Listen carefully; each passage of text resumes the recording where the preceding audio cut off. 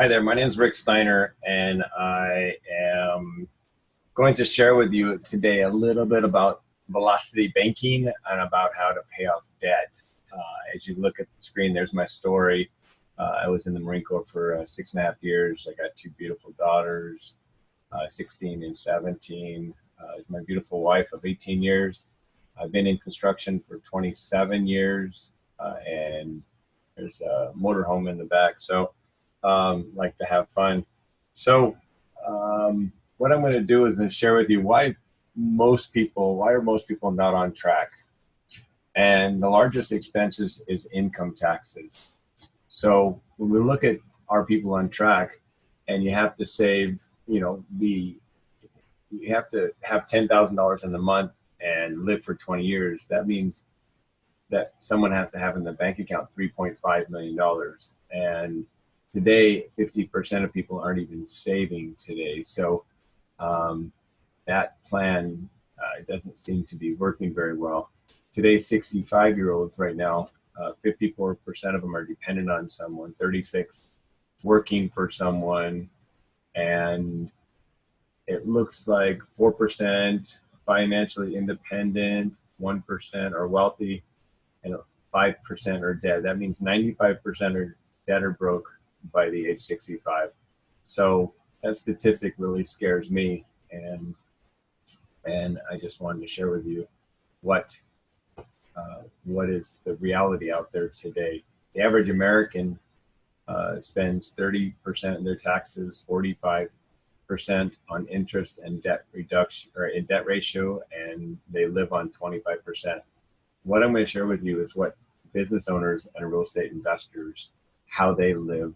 They live with 15% debt, 15% ratio to taxes, and they live with 70% left over. Let me share with you what that looks like. You got to know your financials, which means your income, your expenses, so an income, W-2, passive income. You have a portfolio, have expenses, you got taxes, mortgage, credit cards, car payments, boat payments. And then you have the largest expenses in life is taxes. It's the key to know the difference between a W-2, business taxation, real estate taxation. Let's look at that. An asset puts money in your pocket, it feeds you. When liabilities take money out of your pocket and it eats you. So when we look at your income statement, you have the job. If you have the balance sheet of the poor, it has the job, and then you have expenses, and it goes out. Here's the middle class. You have a job, liabilities, expenses go out. The wealthy, they live on their assets. What that looks like is they have stocks, mutual funds, real estate, raw land, business ownership, all providing an income. They live on their income streams from their assets. So why are most people not on track? This is why most people are not on track. It's because their expenses and their liabilities. Let's get into understanding what loans are. You have loans, personal loans, business loans, construction loans, first mortgage, second mortgage. All of these loans are what is known as have an amortization to it. So let's just look at a regular amortization schedule. Most people, loans are amortized. That means they're revolving, and that's not, they're one way and not revolving, and I'll explain more about that later. And you can't withdraw from them. So what happens is in life, we have a mortgage, and in 7 years, we refi, we consolidate debt, we put our student loan, our credit cards, and our car payment into our mortgage, which does what? It increases the loan. Now, when we're looking at this, the red area of this loan is what is called interest. Now, interest is what the banks are making. The banks want to make all their money up front. So when we're making this and we refinance, that means we're spending most of our money and we're giving it to the bank. Now let me give you an example of that. A car loan.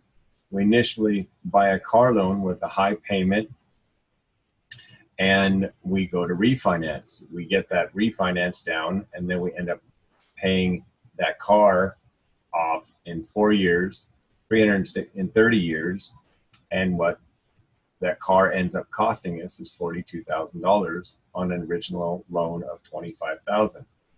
That's just a very simple analogy of what if we put our car into our house loan. Most people today, they're consumers. Consumers are so concerned about payments. What's the payment? What's the payment? What's the payment? So versus what is the ROI? What's the return on your investment? We're going to look at a regular house payment. So let's look at a mortgage at $300,000. We get a monthly loan payment of $1,800. So let's look at what it is. If you look at the interest down below, it's $1,501.75. Its interest is going to the bank, and the principal payment is $298. That's our wealth. That's our wealth creating every single month, and this would be a 6% interest rate. So we go from $298 to $299 every single month. So month one, month two, that means our wealth is being created by $1 that month. So let's look 4 years down the road at how our wealth is being created. So we are giving the bank, or now we're making $375 a month, and then it jumps up to $377. In 4 years, now we're making $2 extra per month on our wealth creation. We give the bank, we make 48 payments of $1,800. We made $86,400 in payments. We actually, our principal that we've made is $16,000, $16,137, and the bank's made $70,263. So when we're looking at our amortized loan, we have what is known as our what we're paying in interest and what we're paying in our principal. Time value of money, when we're looking at time value of money, and let me go back to this, we've worked 10 months for the bank and 2 months for ourselves. And let me show you what the interest rate looks like.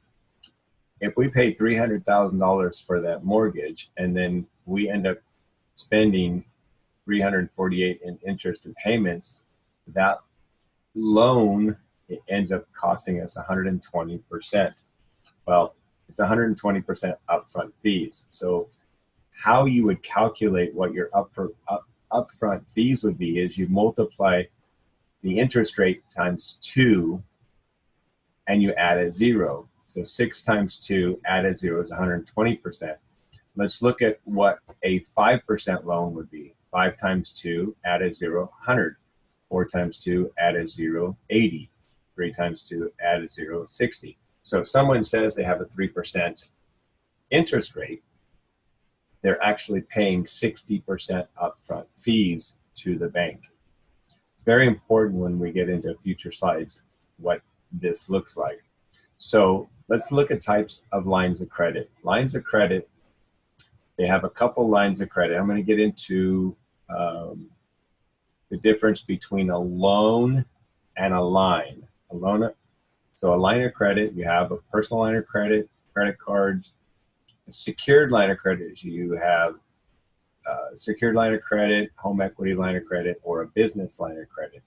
So let's look at this. Line of credits are what is known as simple interest. So let's look at $15,000. We have a line of credit, $15,000. That line of credit is at 12% interest. That means $1,800 a year.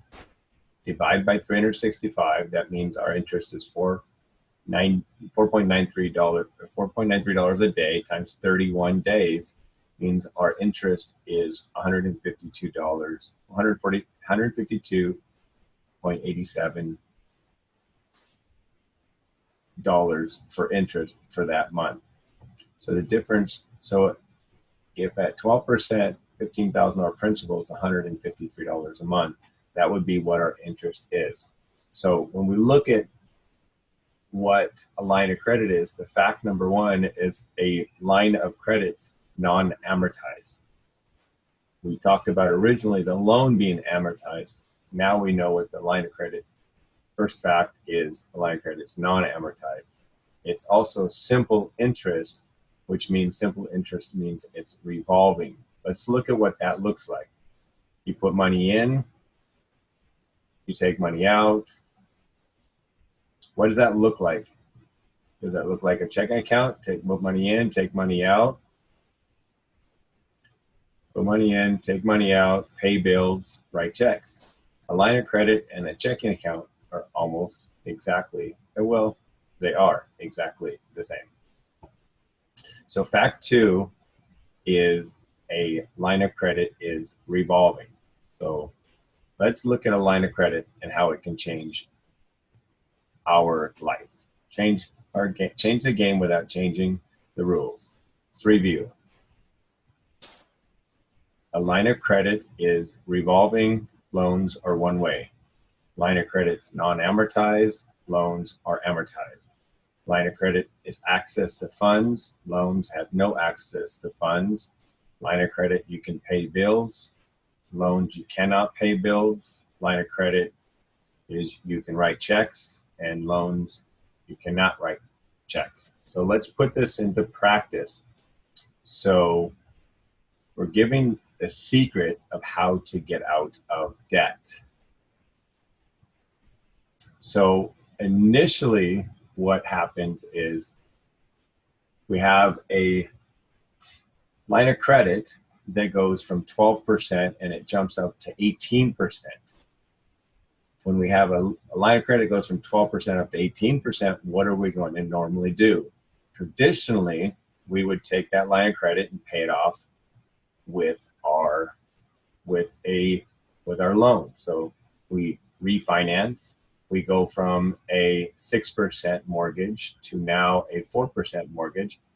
So we drop our payment from $1,800 to $1,400. Now the banks, they did help us out. They did save us some money. We have more cash flow. So the banks did solve a problem, and this is what they do. So $368 less a month. And so what happens is what we just learned is when the interest rate went up to 18%, what is less? A 4% amortized loan or 18% line of credit? 4% multiplied by 2, it equals 8%. 4 times 2 equals 80% upfront fees. So we have an amortized loan of 80% upfront fees instead of a line of credit at 18%. So which one is smaller? Did I have some ahas? That's what happened when I saw this. So we use a line of credit as a tool. So let's do this. Let's actually go to a bank, and the bank gives us, let's just say, $50,000, a personal line of credit. And we take 15 of that and we put it onto our payment, onto our loan. So the $15,000 landed right inside the red. So what that means is that $15,000 extra payment that we got from the bank, it landed in the red. So what does that do? Let me show you what it does.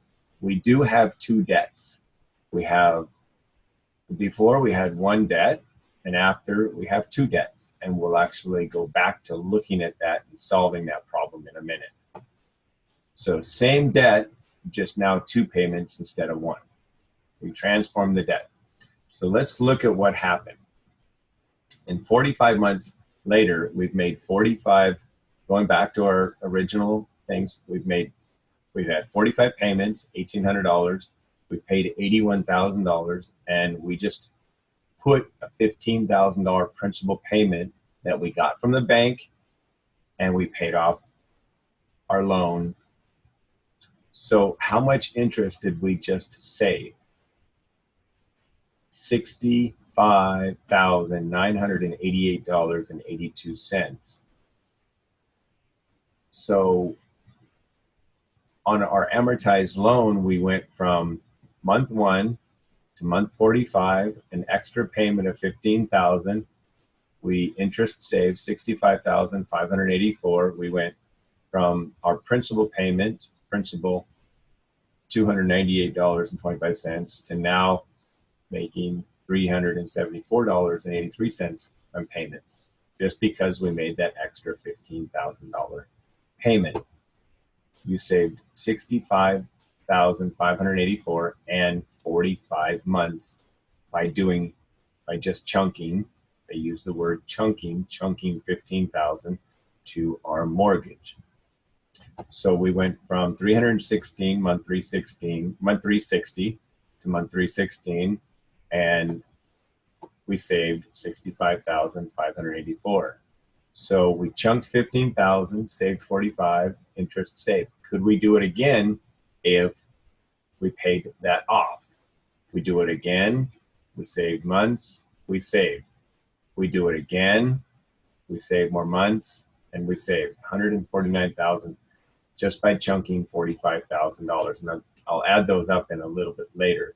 So let's review. We chunked 15,000 onto the line of credit. So now we have $15,000 on our line of credit. Let's solve the problem on how to fix that. If we take the line of credit and our checking account, would we use the line of credit as our checking account, which means we can put our income from our job into the bank, transferred into the line of credit? 30 days later, could we pay off our bills? So we have a $6,000 paycheck, and we put it into our line of credit. So we have our paycheck, we put it in the line of credit, we had the balance. We have our expenses, our balance is $9,000, and then we have our expenses. So with our paycheck, with our expenses, we have a new balance of $13,500. So the difference between $13,500 and $15,000 would be an extra $1,500 a month that we would be normally putting somewhere. Some people go to Disneyland, some people go somewhere else. But what we like to do is we use that extra $1,500 per month and pay down our debt. We have access to $50,000.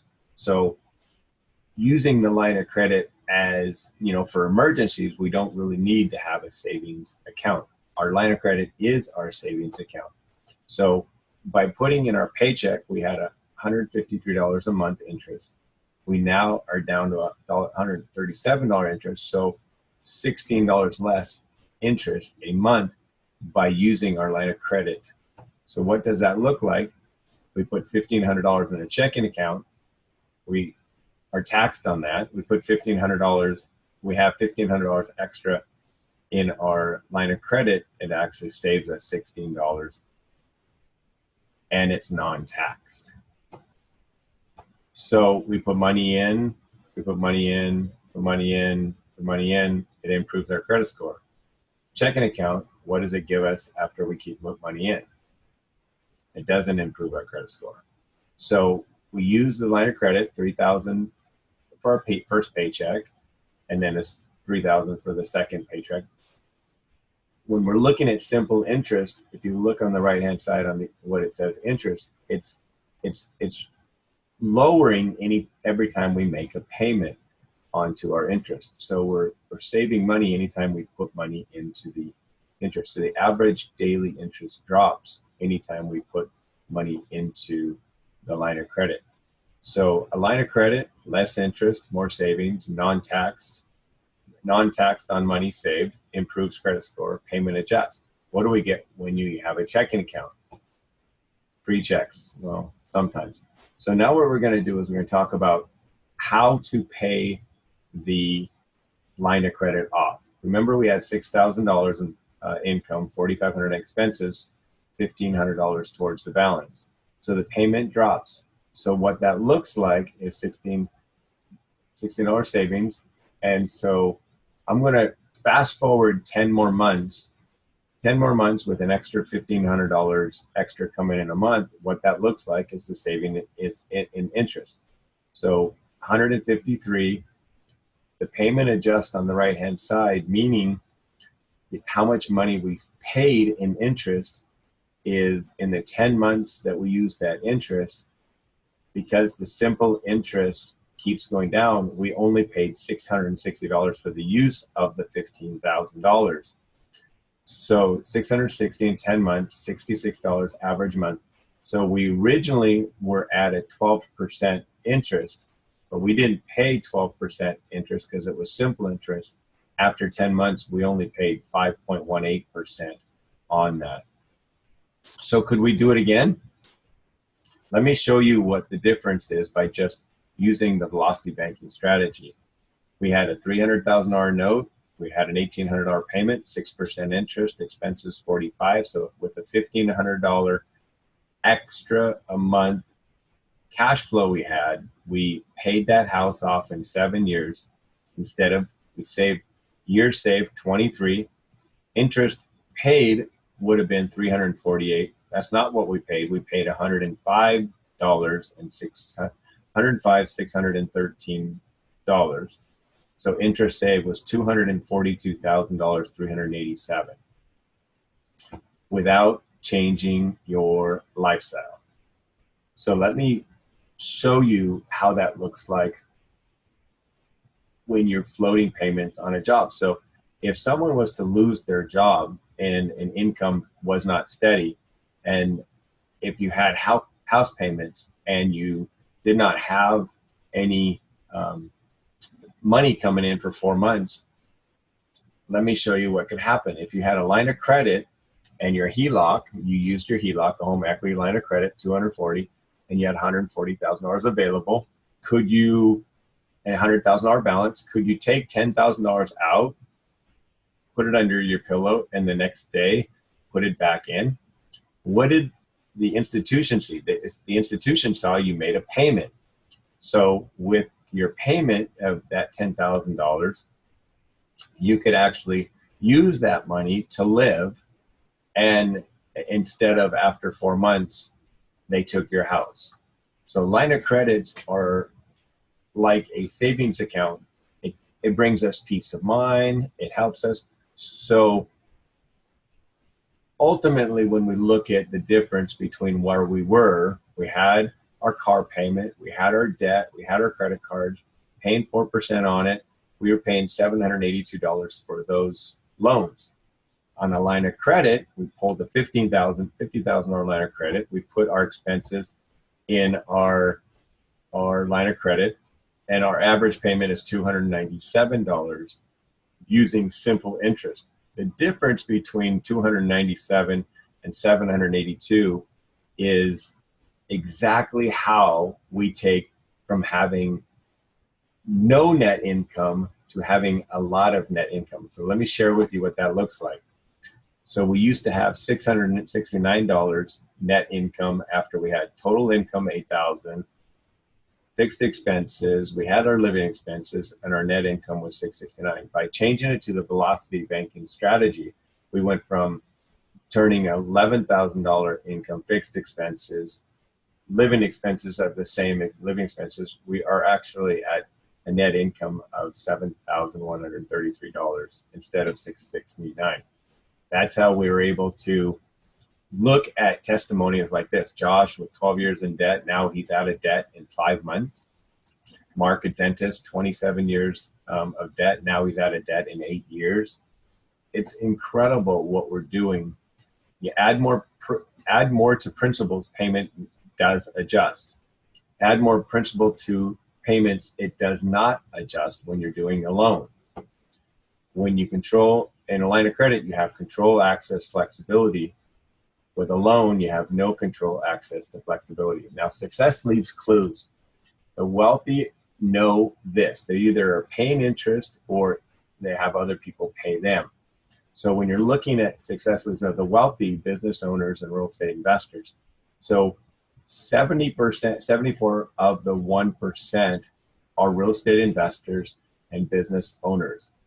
Real estate investors and business owners. So success leaves clues. So we have something right here in San Jose, a real estate investor community right here in San Jose, which are teaching wholesaling, fix and flip, multifamily, commercial. We help people get out of debt, become debt free, talk about taxes, business, real estate, and banking institutions. Go ahead and check the link. Check us out, www.barewmg. That stands for Bay Area Real Estate Weekly Mastermind Group. And come out and check us out. I hope you learned something. Have an amazing day. Thanks for listening.